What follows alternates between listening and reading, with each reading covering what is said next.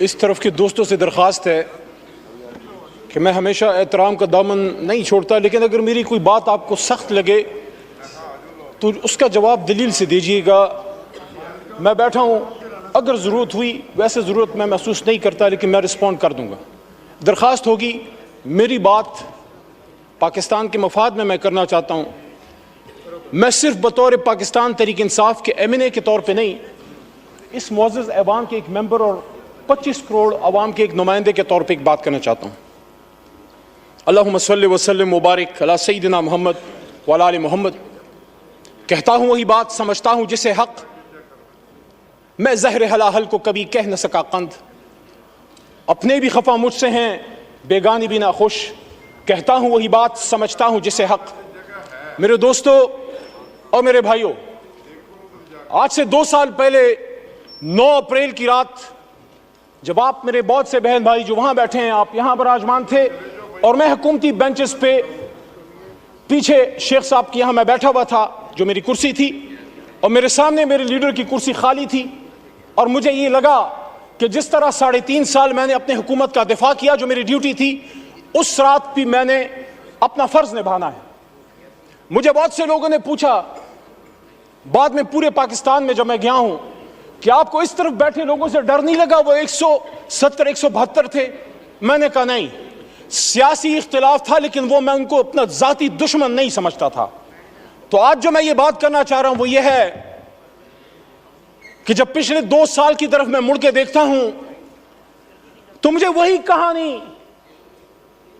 खुर्शीद शाह साहब आपकी भी तवज्जो चाहिए, आप मेरे कायदे हिज़्ब इख्तिलाफ रहे हैं, तो मुझे वही कहानी रेप्लिकेट होती नजर आती है जो आज से 50 साल पहले इस ऐवान के एक मुंतखब कायदे ऐवान को जब फांसी के तख्तेदार पे लटकाया गया। पाकिस्तान तो नहीं बदला, फर्क सिर्फ यह है कि कभी हथकड़ी डाल के नवाज शरीफ की तरह जहाज में बैठा के मुल्क से दरबदर कर दो, कभी बेनजीर भुट्टो की तरह, शहीद की तरह। बाप फांसी पे चढ़ चुका है, बेटी को पाकिस्तान में रहने की इजाजत नहीं, मां समेत उसको मुल्क से दरबदर कर दिया गया, जो वो पता नहीं 17, 18 या 20 साल की होगी, मुझे नहीं पता, but she was young and unmarried at that time. वापस आती है, फिर दरबदर की जाती है, and she was forced to go to exile once again, and her life ended in Liaquat Bagh, where she was martyred on 27 December 2007। वही लियाकत बाग जो एक और लीडर हमारा कायदे आजम का दायां हाथ खा चुका है। रावलपिंडी में, रावलपिंडी जहां से पाकिस्तान को मजबूत होना था, मजबूत होना है और मजबूत होगा, उसी रावलपिंडी में लियाकत अली खान शहीद हुआ। वही लियाकत अली खान जो मुझे एजाज हासिल है, मेरा दादा पीर मोहम्मद खान उसका कायदे आज़म का एक अदना कारकुन था। लियाकत अली खान साहब तहरीक पाकिस्तान में मेरे गांव, और आपको सर पता है, आप इलाके को जानते हैं, मेरे गांव अमीर मकाम साहब से मुखातिब हूं। ये सवात जब जाते हैं हाथियान और शिरगढ़ से आप गुजरते हैं मेरे भाई, मेरे गांव लियाकत अली खान साहब आए, मेरे घर में क़याम किया, सरदार अब्दुल रब नश्तर उनके साथ थे, और वहां से सन 40 में काफिले गए पाकिस्तान को आजाद करने के लिए। मिंटो पार्क, जिसको फिर बाद में वहां मीनारे पाकिस्तान बना, वहां पीर मोहम्मद साहब, गुलाम मोहम्मद खान लूखड़ और खैबर पख्तूनख्वा से मुस्लिम लीग के काफिले लेके गए। वही मेरे लीडर इमरान खान साहब के वालिद इकराम उल्लाह नियाजी भी वहां मौजूद थे। तो जब हम भी पाकिस्तान बनाने वाले हैं, आप भी पाकिस्तान बनाने वाले हैं, तो फिर बार बार क्यों हमें ये कहने की जरूरत पड़ती है कि निसार में तेरी गलियों के ए वतन जहां चली है रस्म के कोई नसर उठा के चले, जो कोई चाहने वाला तवाफ को निकले, नजर चुरा के चले, जिस्म जा बचा के चले। मेरे भाई तार और छोटा भाई बैठा है, मैं एहतराम करता हूं आपकी जमात की सियासी लीडरशिप की जदोजहद का जो अगर उन्होंने की है, लेकिन जहां हम इस बात को कंडेम करते हैं कि जब एक ताले आजमा परवेज मुशर्रफ ने एक मुंतखब वज़ीर आज़म जिससे हमें लाख इख्तिलाफ है, कभी मैं मुस्लिम लीग नून का ना वोटर रहा हूं, ना सपोर्टर रहा हूं, ना कारकुन रहा हूं, लेकिन हथकड़ी डाल के जब मुल्क बदर किया गया तो फिर आपसे भी एक्सपेक्टेशन है कि आपका भी लाख इख्तिलाफ होगा। लेकिन जब आप यहां तशरीफ फरमा थे, यही शहबाज शरीफ साहब कायद हिज़्ब इख्तिलाफ की कुर्सी पे होते थे, सामने असद भाई जो मेरी शमूलियत मेरे इनके हाथ में हुई, हमने तहरीक इंसाफ में जब शमूलियत की, मैं जब बाकायदा शामिल हुआ, असद कैसर साहब 2011 में आए, हमें शामिल किया, उसी कुर्सी पर बैठे होते थे। 1996 में मेरे खानदान ने, जब चिराग निशान था, इमरान खान का बल्ला नहीं था, तब मेरे खानदान ने वोट किया है।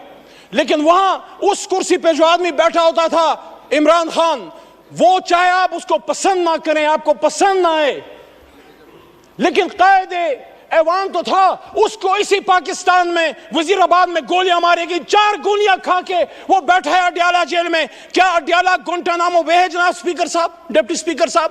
वहां पाकिस्तान का आईन नाफिज अमल नहीं। आज भी हम अपने लीडर से नहीं मिल सकते। कल पाबंदी दोबारा लगी है। मैं बतौर इस ऐवान के एक मुंतखब मेंबर की, जब मैं जेल में था, मैं एक्सपेक्ट करता था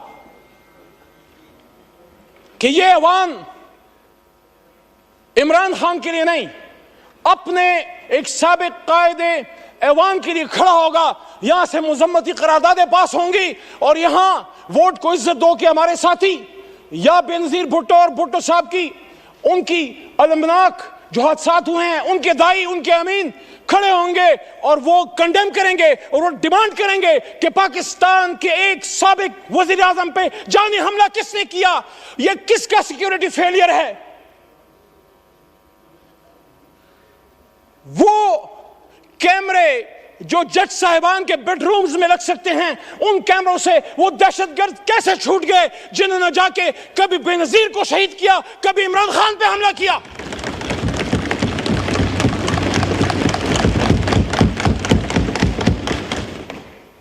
पीछे कायद की तस्वीर लगा के, जनाब डिप्टी स्पीकर साहब, पाकिस्तान के मसले हल नहीं होंगे। इसी कायद की तस्वीर को लगा के पाकिस्तान के लोगों के ऊपर बूटों से उनको रौंदा जाता है। किसी को शक है तो कल जाके आजाद कश्मीर में देख ले, कल आजाद कश्मीर में क्या हुआ है। वो नजारे हम नहीं देखना चाहते। हम मकबूजा कश्मीर को एक जन्नत नजीर कश्मीर दिखाना चाहते हैं। क्या लड़के होगा जो कल शाम हुआ है? कायद आजम ने 1948 में जनाब डिप्टी स्पीकर साहब फरमाया था, और आर्म फोर्सेस को कोटा स्टाफ कॉलेज में जाके बात करते हैं, कायद की बात करें, बताएं इनको, जिनको कायद की फरमान और जिनको कायद पसंद नहीं है, जिनको कायद की लीडरशिप के अहकामात पसंद नहीं है, वो फिर अपने लिए कोई और मुल्क जाके ढूंढ लें।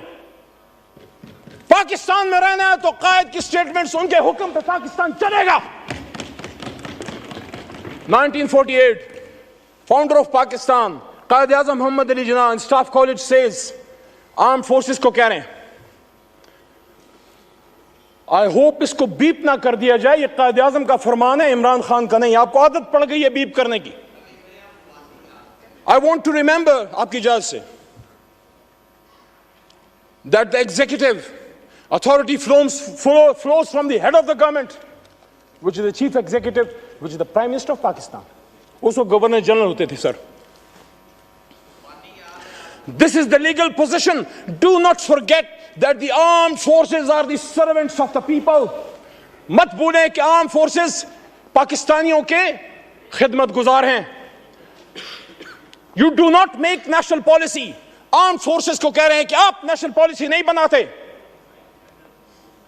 It is we the civilians, ये सिविलियन लीडरशिप, ये जो 25 करोड़ की नुमाइंदा, ये जो गुलदस्ता इधर बैठा है, फॉर्म 47 या 45 पे बाद में आएंगे।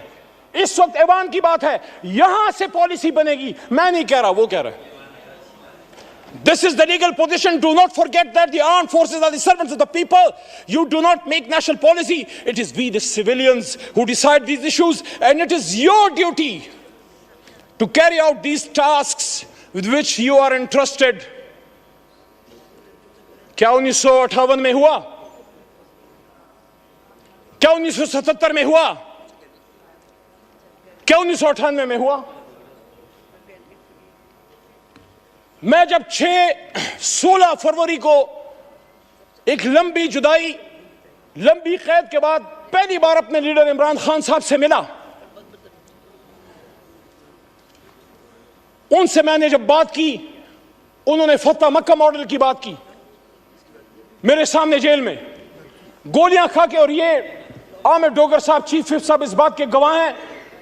और हमारे साथ सरदार लतीफ खोसा साहब भी मौजूद थे, वो भी इस बात के गवाह हैं कि उन्होंने कहा कि जिस तरह हुजूर सल्लल्लाहु अलैहि वसल्लम की फरमूदात पे गैर मुस्लिमों ने अमल किया, फिर उन्होंने एग्जाम्पल दी नेल्सन मंडेला की ट्रुथ एंड रिकंसिलिएशन कमीशन की कि उन्होंने सच बोल के पाकिस्तान को ठीक कर, अपने मुल्क को ठीक कर दिया। उन्होंने कहा मैं जाती इंतकाम पे बिलीव नहीं करता, जाती इंतकाम नहीं लूंगा। हाँ, जिसने कोई जुल्म किया है अदालत जाने और कानून, लेकिन सियासी इंतकाम नहीं। लेकिन सच बोलेंगे तो ट्रुथ एंड रिकंसिलिएशन कमीशन बनेगा। ये जो इस तरफ से वज़ीर आज़म के मुशीर, हालांकि उनको हम वज़ीर आज़म हमारा उसूली मौक़िफ़ नहीं मानते, लेकिन एक उनकी तरफ से दावत आई है राना सनाउल्लाह साहब की तरफ से मुज़ाकरात की, आसिफ जरदारी साहब की तरफ से भी दावत आई मुज़ाकरात की। मैं आज तहरीक इंसाफ की तरफ से ये बात यहां रखना चाहता हूं कि कब इमरान खान साहब ने मुज़ाकरात से इनकार किया, 5 अगस्त को जब गिरफ्तार हो रहे थे, जब उनको उठाया जा रहा था, तो मेरे जनाब डिप्टी स्पीकर साहब उन्होंने उस दिन भी कहा कि हम सबसे बात करने के लिए तैयार हैं, लेकिन बात की नुकात क्या होंगे? क्या हम सच पे आएंगे? क्या हम सच बोलेंगे? क्या हम सच बोलेंगे? ट्रुथ एंड रिकंसिलिएशन कमीशन के लिए सच्चाई जो है वो पहली शर्त है। आसफा बीवी को मैं वेलकम करता हूं, ऐवान में शहीद बेनजीर भुट्टो साहिबा की साहबजादी हैं। देखिए जनाब डिप्टी स्पीकर साहब, अगर हम समझते हैं कि पाकिस्तान को ठीक होना है तो फिर हम लोगों ने फैसले करने। हमें कोई ब्रोकर, कोई डीलर, कोई शख्स हमें नहीं चाहिए जो हमें आपस में बैठाए। जब हम अपनी लड़ाई यहां से बाहर लेके जाएंगे, फिर सुप्रीम कोर्ट भी अमल में आएगी और फिर पिंडी और अपर और बहुत सी जगह और अमल में आएंगी। मेरी आपसे दरखास्त है, स्पीकर की कुर्सी इनिशिएटिव ले। हमारा सबसे पहला नुक्ता जनाब इमरान खान साहब और असीरान की रहाई है। पॉलिटिकल केसेस हैं। वो शख्स जो वजीर आजम था, अचानक उस पर कैसे 150-200 केसेस बन गए? He's a political prisoner. He's a prisoner of conscience. And I'm not defending whatever atrocities have been done to you in the past. अगर हम उस पे जाएंगे तो फिर बात हल नहीं होगी। यहाँ इजाजुल हक साहब भी मौजूद हैं, उनसे एहतराम का रिश्ता है, लेकिन जो हुआ माजी में वो ठीक तो नहीं था। अगर हम यहाँ अपने कर्बनाक और दर्दनाक माजी पे शर्मिंदा नहीं होंगे, सच नहीं बोलेंगे, मुल्क नहीं जाएगा आगे। जिसने माजी में गलत किया हम तो नहीं थे, हम अपने पुरखों की अच्छी बातों को याद करते हैं, गलत बातों को डिफेंड हम ना करें। मेरा दादा पीर मोहम्मद साहब 1927 का मुस्लिम लीगी था उस जमाने में, आज वाला नहीं। पाकिस्तान बनाने की तहरीक में था, उस तहरीक में जेल भी काटी। लेकिन आज मैं समझता हूं कि सच बोलने का वक्त है। जहां मुझे इस पे फख्र है कि तहरीक पाकिस्तान का कारकुन था, जना का साथी था, जेल काटी, पाकिस्तान के लिए तकलीफ उठाई, वहां जब वो फेडरल मिनिस्टर फॉर रेवेन्यू बने, मेरे ख्याल में उनको अयूब खान साहब की कैबिनेट में वजीर नहीं बनना चाहिए था। मोहम्मद अली साहब 10 मिनट का फैसला हुआ था, 13 मिनट हो गए। ज़ियाउल हक साहब शुरा में भी वो थे। आज वक्त है कि सब सच बोले। मैं समझता हूं कि मेरे दादा पीर मोहम्मद खान साहब को मरहूम ज़ियाउल हक साहब की शुरा में नहीं होना चाहिए था। एज ए डेमोक्रेट एहतराम का रिश्ता आज भी जाज साहब से है और कल भी रहेगा और इंशाल्लाह मरते दम तक रहेगा। लेकिन सच तो कोई यहां बोले। मैं जिस तरह पशेमानी का इजहार कर रहा हूं कि मेरा दादा ही वो पाकिस्तान बनाने की तरीक का सिपाही था, रेवोल्यूशनरी था, लेकिन एक गलती उनसे हुई। मैं एक्सपेक्ट करता हूं कि मेरा छोटा भाई है बिलावल साहब, चेयरमैन है तहरीक पीपल्स पार्टी का, उनके खानदान ने कीमत चुकाई है, लेकिन उनके दादा भी फॉरेन मिनिस्टर थे, जुल्फिकार अली भुट्टो साहब अयूब खान साहब के साथ। हम सबको उन सच्चाइयों की तरफ आना पड़ेगा। बाद में उन्होंने कीमत चुकाई, जिसको हम आज अप्रिशिएट करते हैं। मैंने अपने लीडर से ज्यादा आपके लीडरान की बात की है, लेकिन आज मैं ये बात दोबारा रखना चाहता हूं कि इमरान खान साहब ने, क्या आप ये समझते हैं कि क्या सिर्फ उनकी किसी गलत पॉलिसी की वजह से इमरान खान साहब को घर भेजा गया? मैंने 2 साल पहले भी ये बात की डिप्टी स्पीकर साहब, और आज भी इस बात पे कायल हूं। जब इस ऐवान में अकेला खड़ा था, मैंने वहां ये बात की थी कि इमरान खान को इस बात की सजा दी गई है कि जिस बात की सजा हमेशा पाकिस्तान में कोई भी जो आजाद पॉलिसी बनाना चाहता है, हमसे पहले जिस भी लीडर के साथ हुआ है, आप सबको पता है कि उन्होंने पाकिस्तान की 1 इंच जमीन किसी गैर मुल्क को देने से इनकार किया। और जब यहां 2 OIC कॉन्फ्रेंसें की और जब मुस्लिम ब्लॉक की बात की, उम्मत मुस्लिमा को इकट्ठे करने की बात की, तो यहीं पे बिलावल साहब मौजूद थे। वहां से मैंने उनको बात की कि बिलावल साहब, आपके नाना ने भी मुस्लिम उम्मा को इकट्ठा किया, मेरे लिए शुक्रिया, शुक्रिया। 15 मिनट हो गए, 10 मिनट का फैसला था। माइक खोले मोहम्मद अली साहब, वाइंड अप करें तो प्लीज। उस जुर्म की पादाश में आज इमरान खान साहब जेल में पड़े हुए हैं।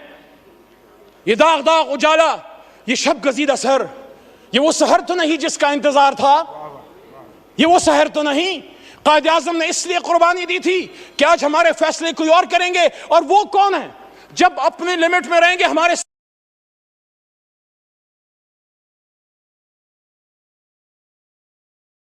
रसूल सल्लल्लाहु अलैहि वसल्लम की दफा किया, पाकिस्तान का दिफा किया, आर्म फोर्सेस का दिफा किया, मसला कश्मीर का दिफा किया, फलस्तीन का दिफा किया। जब जेल में अडयाला में मुमताज कादरी साहब के सेल में, डेथ सेल में पड़ा होता था, मैं सोचता था कि क्या जुर्म करके आए हो। जब अडयाला से जेलम लेके गए, ये मेरे जेब से ये कलम ले लिया गया, ये तस्वीर ले ली गई। उन्हीं जूतों में आज आया हूं जो जूते मेरे जेल में उतार दिए गए। ये वकील का कोट मेरे बदन से उतार दिया गया। क्या मैं मुजरिम था? मैं अपने अल्हम्दुलिल्लाह इस काले कोट पे फख्र करता हूं जो पाकिस्तान बनाने वाले का कोट है। शुक्रिया, कलम की तस्लीम मत शुक्रिया, करो। शुक्रिया, शुक्रिया, शुक्रिया, शुक्रिया।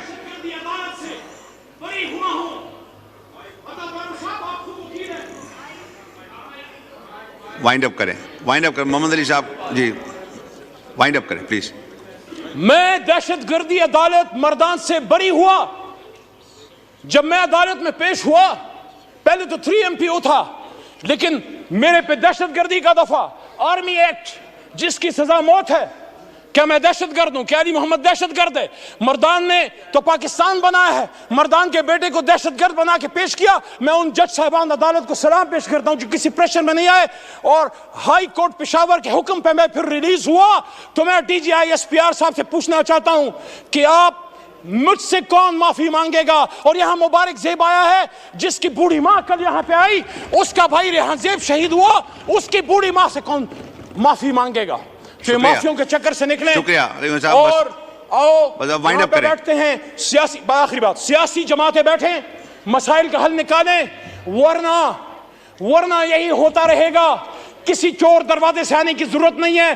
पिड्डी जरूर जाएं, सिरी पाए खाने जाएं, गेट नंबर 4 से परहेज करें। आए तो अवाम की ताकत से आए, फॉर्म 47 पे ना आए। और जब भी आए, जब अवाम आपके पीछे होगी, पाकिस्तान आपके पीछे होगा, अल्लाह आपके पीछे होगा। और इसी बात के साथ जो मैंने 2 साल पहले की थी कि वकुल जाल हक़ व ज़ाक़ल बातिल इन्नल बातिल कान ज़हूक़ा, और कह दीजिए ए मेरे हबीब कि जब हक़ आता है तो बातिल मिटता है, और बातिल तो है ही मिटने के लिए। पाकिस्तान जिंदाबाद, पाकिस्तान की जमहूरियत जिंदाबाद। शुक्रिया। फारूक सत्तार साहब।